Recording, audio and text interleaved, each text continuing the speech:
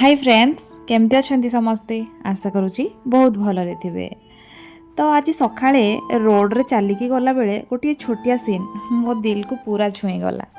तो जिनस या मो सकाळे जते बेला चलवा को जाइथिली आ सेते बेले मो नजर जाई पड़िला दुई जण हस्बैंड वाइफ को ऊपर। तो वाइफ बोधे धीरे धीरे चलुथिले आ तांको चप्पल रो गोटे बोधी छिंडी जाइथिला। किंतु असल कथाटा तो सेते बेले देखिली जेतेबेले मु देखिली कि ताको हजबैंड किछि न कही हसी हसी तांकर छिंडी जाइथिबा चप्पल हाथ रे धरी चलिकी जाउथिले।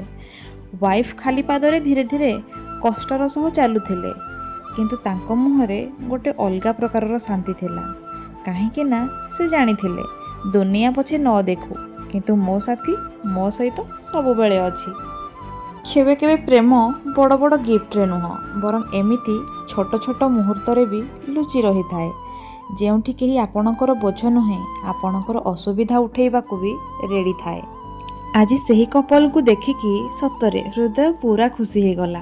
कहीं ना आजिकाली एते केयार आउ एते भल पाइबा बहुत कम देखा मिलूची। आउ लास्ट रे मु एतिकी कहिबी, प्रेम एइटा नुहे कि मु तुम पई पूरा दुनिया बदलाई देबी। प्रेम तो या कह जाए जेबे भी तुमको किछि भी दरकार पड़ुछि मु तुम साइड रे सर्वदा ठिया होइथिबी ना कौन।